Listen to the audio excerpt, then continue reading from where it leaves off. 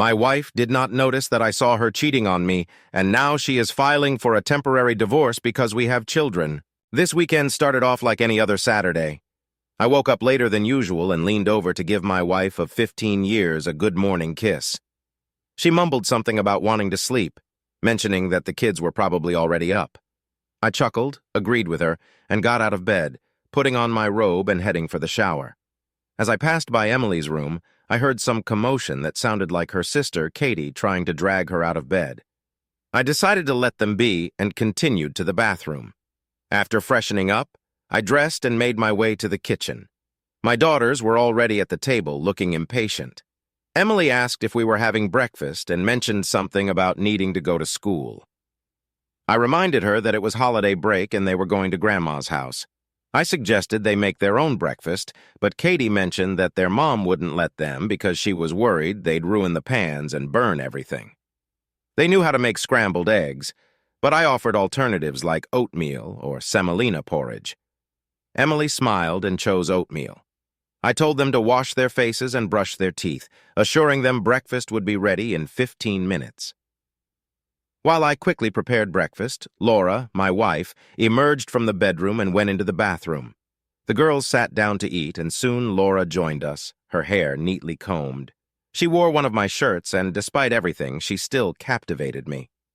Her beauty was undeniable, though everyone has their own idea of what's beautiful. I loved her, but there was undeniable tension between us. Laura told the girls to finish their meal and get ready because I would be taking them to their grandmother's. Emily protested, reminding her that they were supposed to go to the ski center for a week, and they had already packed their gear and were looking forward to celebrating New Year's Eve together. Laura replied that plans had changed and they would visit the ski center during spring break or perhaps go to a place with year-round snow. I wasn't thrilled about sending the kids to my mother-in-law's, especially after Laura's deception about our trip. I had noticed a growing distance between us, coinciding with the arrival of Mark, the new commercial director at Laura's workplace.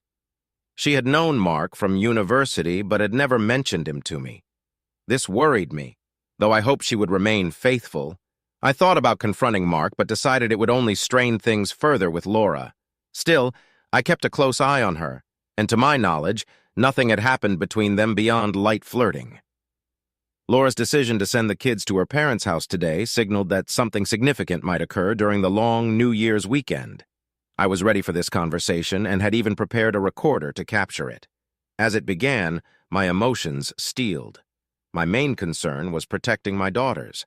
Thanks to a heads-up from Maria, I knew a tough conversation was coming. Laura had no idea that I had gone to the bathroom, turned on the recorder, and hidden it in my pocket before returning to the kitchen. Laura was silent for a minute before she looked at me, gave a brief smile that quickly faded, and said seriously that we needed to talk. Her tone left no doubt that I wouldn't like the conversation. I tried to stay calm, knowing that difficult times were ahead. Calmly, I asked if something was wrong. Laura replied that nothing was wrong and that she loved me, Steve. She said that I had been an amazing husband and father, and that she wanted to grow old with me, maybe even die on the same day. She mentioned that she had been thinking a lot and believed that we needed a break from our marriage to explore our own paths and experiences separately. This way, when we came back together, we would have a broader perspective to support our relationship. I asked how long this break should last, wondering if it would be a month or a year. Laura clarified that it would just be a 2-day holiday weekend. I inquired if that was why the kids were going to her mom's instead of the ski resort, and she confirmed that she had already made plans with her mom. I was stunned and couldn't believe what I was hearing. Laura's suggestion left me reeling, and her boldness was shocking, though not entirely unexpected given my suspicions. The idea of her planning this with someone else felt like 1,000 needles piercing my heart. She pretended not to understand what I was talking about, claiming innocence and saying that nothing would change between us when we reunited. She insisted that she wanted to grow old with me and that I would eventually understand and thank her. My patience was wearing thin. I pointed out that she didn't even know who I was talking about. It was David, her new commercial director, who had been her lover back in college.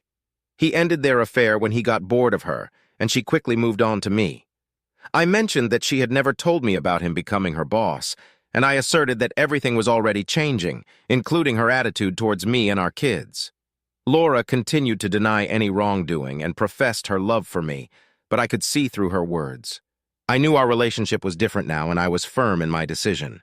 Despite her protests and attempts to reason with me, I stated that I was leaving and that my decision to divorce was made. As I prepared to leave, Emily came into the kitchen, saying that she and Katie were ready to go. I quickly dressed, grabbed my laptop, and threw my backpack over my shoulder. Without another word to Laura, I headed downstairs, started the car, and waited for it to warm up. The girls got in and we drove off. I could see Laura watching us from the window, bewildered. The car was silent as we merged onto the main road until Emily broke the silence, asking about our destination and expressing her concerns about a possible divorce. Keeping my tone steady, I assured the girls that everything would be fine. They had overheard the argument in the kitchen and were understandably worried. The older daughter mentioned being on my side, and the younger daughter asked where we were going to live. I told them we'd stay at my mom's house for now, and that I'd drop them off at school to pick up their books and clothes. I tried to sound reassuring, telling them to put these worries aside and enjoy the vacation they deserved. Back at the house, my wife watched us drive away. She then took out her phone and called her coworker, who answered immediately. She explained the situation, mentioning that I hadn't reacted as expected and didn't believe her. The coworker sounded concerned, pointing out that a divorce would cause a major scandal and reach the office gossip mill, potentially reaching a colleague. The coworker advised my wife to tell me there was no temporary separation and to let my anger subside to prevent complications at work. She ended the call feeling somewhat secure with his support. She set the table, decided not to cook, and went to a cafe to order takeout. She also bought a bottle of wine and set out 2 glasses, heating up the appetizers she had purchased. Settling into an armchair, she turned on the TV, pondering whether her brief affair with her coworker was worth risking her family. She realized convincing me would be incredibly challenging and was unsure how much I knew about her relationship with her coworker. Revealing that her former classmate had become her boss was probably a mistake, but I would have found out eventually. The coworker had vanished from her life and then suddenly reappeared when she learned he would be their commercial director. She felt an unexpected attraction, thinking it was just a fling and nothing more. Their first one-on-one conversation confirmed it. The coworker had told her that he liked her but couldn't risk ruining his family. He wasn't ready to cut off contact with her, but it had to remain very discreet since she was married too. Life had shown her the folly of her decision. Their discussions hinted at a scientific foundation, but they had underestimated something. 4 hours had gone by, and I hadn't returned. She knew I should have been back by now. My wife called her mom, and after a brief delay, she answered. Her mom asked how she was doing and mentioned that it gets dark early in the winter. They were just sitting with her dad, having a bit of a disagreement about him wanting a drink and her refusing, but he had found the hidden bottle. Her mom then asked when she would be bringing the girls to visit, making it clear that I hadn't. After the call, my wife contacted my parents. My dad, a retired military officer, answered. She asked if he had seen me and the kids. He replied that he knew about the situation, mentioning that I had called earlier. My wife tried to play down the situation, but my dad was direct, stating that he had been informed about the potential divorce. She protested, saying it was a misunderstanding and not something that would lead to a divorce. My dad, however, brought up the issue involving a colleague from her work, noting that I had mentioned it during breakfast. He recounted how I had talked about the proposed separation, her cancellation of it, and my decision to pursue a divorce instead. My dad expressed frustration, pointing out that I had left to sort things out and didn't plan on coming back immediately. He also mentioned that I knew about her affair with her colleague. When he suggested I should come back and resolve things in person, I had declined, stating my priority was the children and that they were on my side. My dad pressed for details, but my wife couldn't provide them, acknowledging her mistakes and realizing the impact of her actions. After the call with my dad, my wife phoned her colleague, but a woman answered, stating that she had kicked him out and he no longer had a phone. The woman revealed that she had moved cities because of his behavior and had no idea where he was now, suggesting he might be at my wife's place since he knew where she lived and worked. This revelation left my wife shocked and uncertain about the situation. Meanwhile, I was driving with my daughters to a ski resort out of town. I had a friend there, a former classmate who was now the director, and had arranged accommodation for us for the winter vacation. I called him and explained our situation, and he was more than willing to help. He assured me he would reserve a cabin and set things up for our arrival, also agreeing to keep our presence there confidential if anyone inquired. About an hour and a half later, we reached the ski lodge gates. We informed the gatekeeper that we were there to see the director, who then directed us where to go. There was a sheltered parking lot near the lodge where I parked the car. We took our belongings and entered the house. My friend was waiting at the table. He greeted us with a friendly rush, urging us to hurry as everything on the table was getting cold. I responded that we needed a moment for the girls to freshen up, wash their hands, and explore a bit. Sarah and Lily took their things and headed upstairs, changing into their tracksuits and finding the room satisfactory. My daughters were growing up fast. My friend inquired about my wife, wondering why she hadn't come. I told him it was a separate story that I would share later and suggested we toast to our meeting. He joked about my eagerness and slowness, and we raised our glasses, reminiscing about old times. Occasionally, my daughters would interrupt with questions. Eventually, Lily asked about other entertainment options at the ski lodge. He mentioned that there was a dance party in the hall. Lily was concerned about not having the right clothes for dancing, but he assured them there was no dress code. Sarah then asked if they could go, and he confirmed that they could. He called one of his staff members, who arrived a few minutes later to escort Sarah and Lily. After they left, my friend turned to me and asked why I had decided to get a divorce and what had happened. I reminded him of the rumors from our past when I used to date my wife, and how those rumors resurfaced with her new co-worker, who had recently become her boss. The co-worker's wife had divorced him and informed me of their emotional affair. My friend was shocked, but supportive. I explained that my wife had suggested a long weekend apart, supposedly to strengthen our marriage. However, I had always been skeptical of such ideas. Continuing life together with my wife had become unbearable, so I decided on a divorce. My friend asked what my next steps were, and I mentioned that I had arranged for a group of lawyers to come the next day, including a divorce specialist. We poured another drink and continued our conversation until Sarah and Lily returned from the dance around 11 p.m. A ski center staff member had been attentive and escorted them back to the lodge. I prepared a late supper for the girls, and we shared a meal together before they headed to their rooms. Sitting on my bed, I struggled to hold back tears. It had been a challenging day, and I couldn't forget everything my wife had done. I turned on the tape recorder and listened to the recording, reaffirming that my decision was the right one under the circumstances. The next morning, I woke up to a knock on my door. My daughters rushed into the room full of energy and excitement, eager to have breakfast and go skiing, followed by ice skating. We headed to the cafe for breakfast after changing into our skiing attire. We rented skis and took the lift up the mountain, enjoying skiing until lunchtime. In the afternoon, we returned to the cafe after changing, where we ran into my friend and his wife.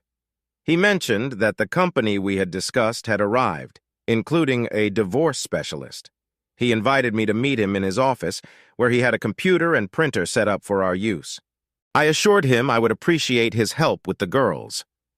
My friend mentioned taking my daughters, his wife, and her sister to the ice rink that night. We agreed to meet at his place afterward since the girls wanted to go dancing again.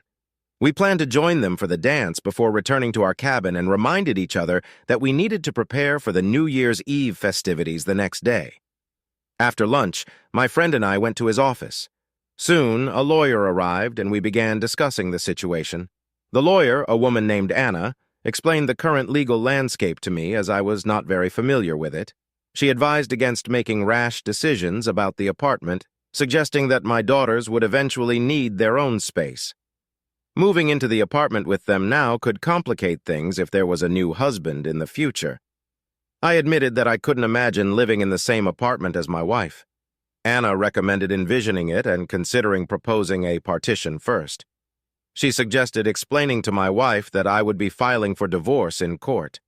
When I asked about the paperwork, she assured me there was no rush since the courts were on holiday weekends too. Anna offered to prepare the documents on her laptop and print them later. She also offered her services to represent me in court, which I found appealing and agreed to. We celebrated New Year's Eve with my friend, his wife, her sister, and the group of lawyers in the ski lodge's large hall. Other vacationers joined in, making it a lively night filled with music, fun, and dancing.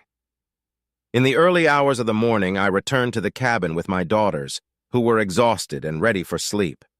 After tucking them in, I rejoined the company. When the main hall festivities ended, we gathered in my cabin, sat around the fireplace, and eventually retired to our respective cabins. The following days went as planned, with more skiing, ice skating, and dancing in the evenings. One evening, my friend asked how I was holding up. I admitted that apart from the daytime fun, there were nights when I shed a lot of tears, but I felt more prepared for what lay ahead. The day came when we had to pack up for our return journey. I had a conversation with my daughters, emphasizing the importance of not losing our apartment. We made a stop at the mall for groceries and returned home as darkness fell.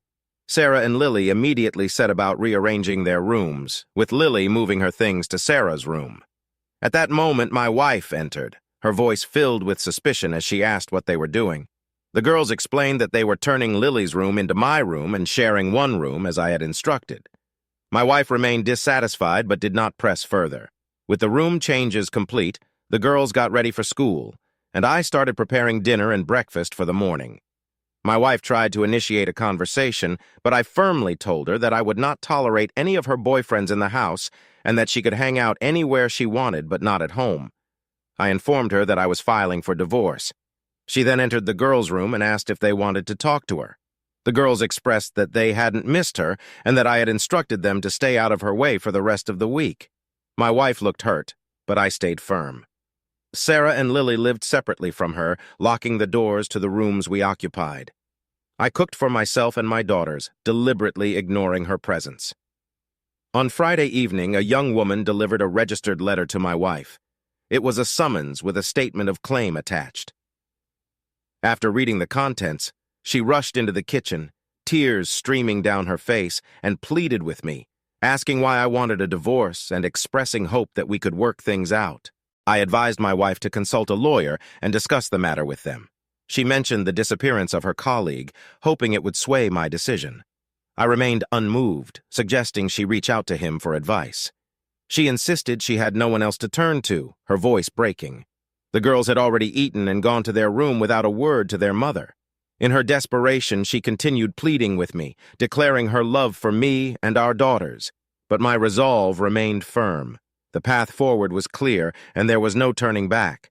I snapped, barely containing my frustration, asking what her love had to do with anything now. I admitted I had loved her, but that was before discovering her affair with her old boyfriend, someone she had never mentioned to me. It was foolish to continue loving her. I demanded to know more about her so-called weekend, her plans, and how she intended to spend it. I finished dinner and started clearing the table. Hearing the clatter of dishes, Sarah came into the kitchen and offered to help.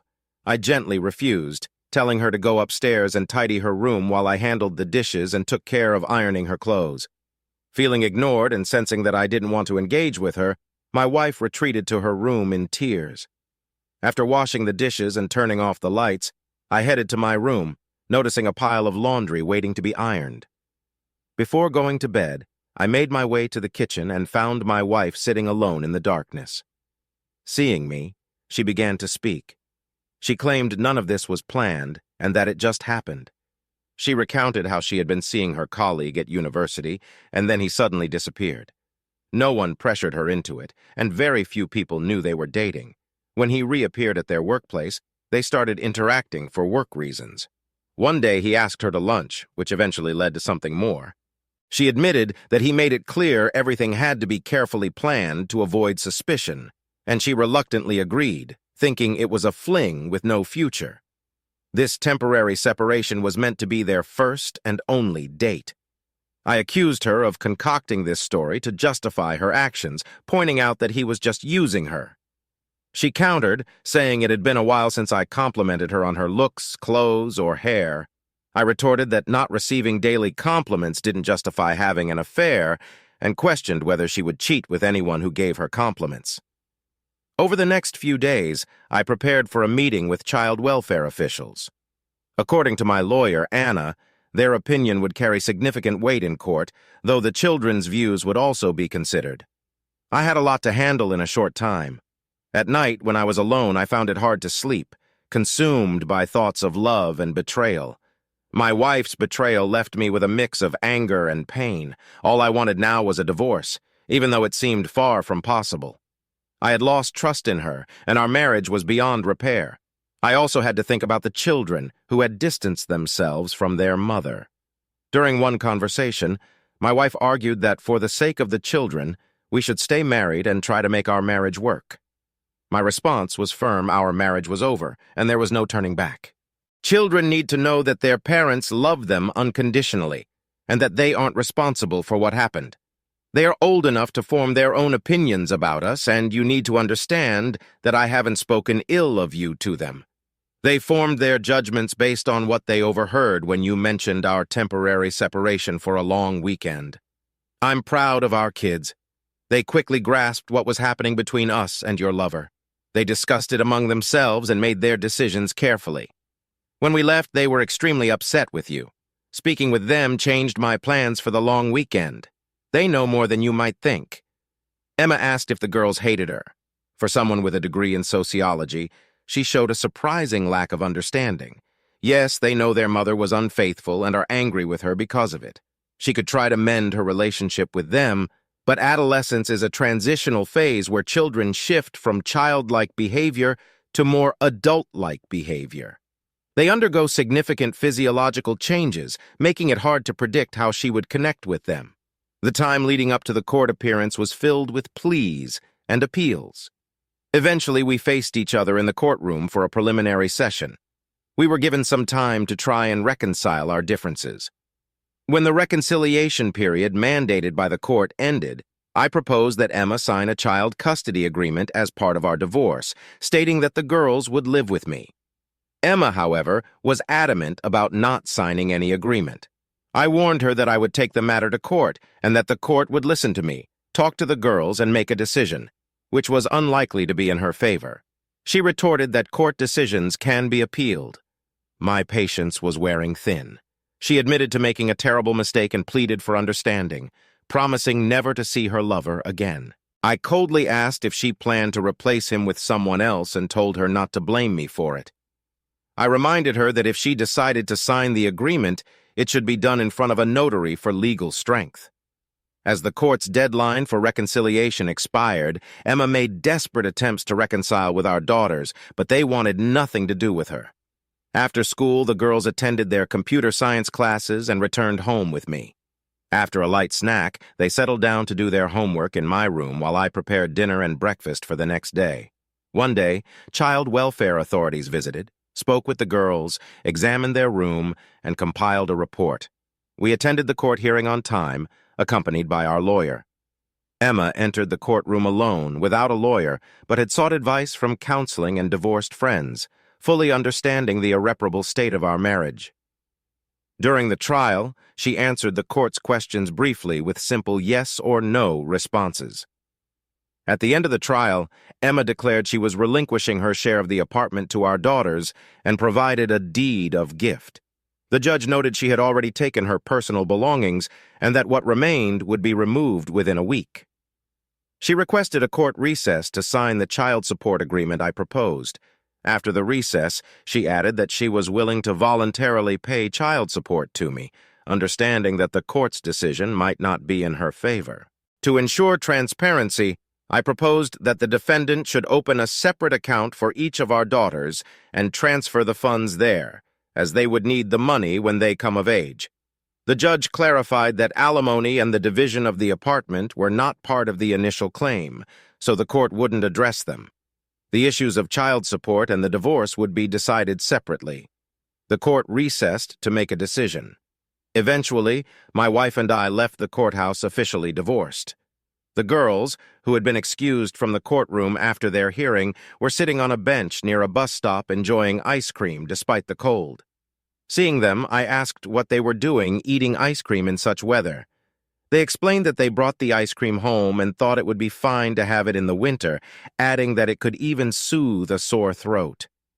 I smiled at their logic and asked why they chose 19 as the age for accessing the money. They responded that it was what they had decided. My wife honored her promise and left the apartment, moving in with her parents to care for her ailing mother. I agreed to let her visit the girls once a week, although they were hesitant about it. During these visits, she spent time with them at our residence. I spent a long time on my own. On New Year's Eve, I vacationed with my grown daughters at a ski resort, often in the company of my friend's sister Zoe. We started developing a relationship, but I wasn't in a rush to make any commitments. My primary focus remained on my daughters, whom I continued to nurture and guide. Zoe didn't have any children of her own, but she got along well with Sarah and Lily, despite some initial jealousy from the girls. I treated my ex-wife respectfully, allowing her to visit our daughters and maintaining communication. However, we were no longer a couple or even friends. Sarah and Lily matured without causing difficulties. I surrounded my daughters with love and care, seeing Zoe's arrival as something that brought our family closer together. My ex-wife experienced a challenging year as her parents passed away one after the other. I helped with the funerals, but our shared grief didn't mend our relationship. She lived independently, with our daughters as her primary social circle. Eventually, she began dating a lonely widower from a neighboring house. Her former partner never reappeared in town, and his whereabouts remained unknown even to his ex-wife, who had remarried soon after their divorce.